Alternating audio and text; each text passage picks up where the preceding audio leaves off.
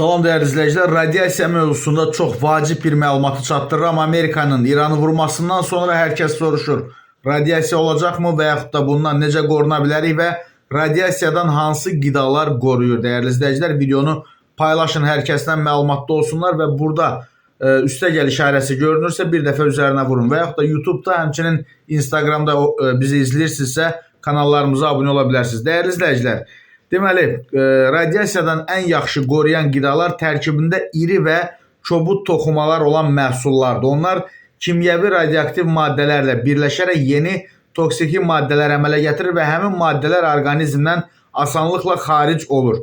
Və bura nələr daxildir? Meyvə və tərəvəzlər təmiz yuyulmalıdır və təxminən yarım santimetr belə deyək, dərinliyində soyulmalıdır. Məsələn, kələm 3 qat soyulur, çünki ağır metallar və pestisidlər üst qatda daha çox toparlanır.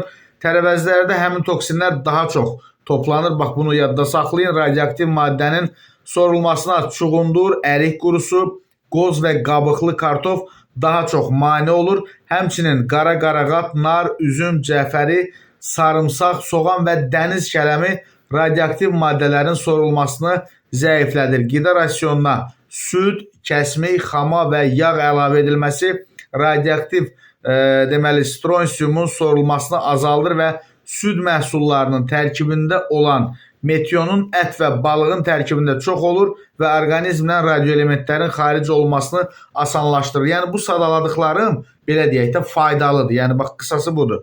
Mal ətinin tərkibində isə deməli radionukleidlər çoxdur. Kotlet və ət farşından imtina etmək lazımdır.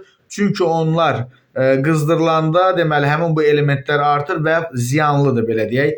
Kömürü su ilə qataraq hər 15 dəqiqədən bir 2 xörək qaşığı içilir.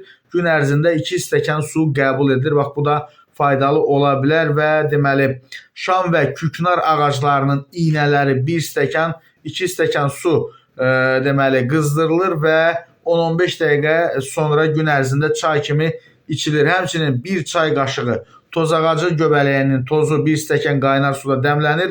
Üzərinə 1 çimdik soda əlavə edilir və gündə 3 dəfə yemək arası içilir.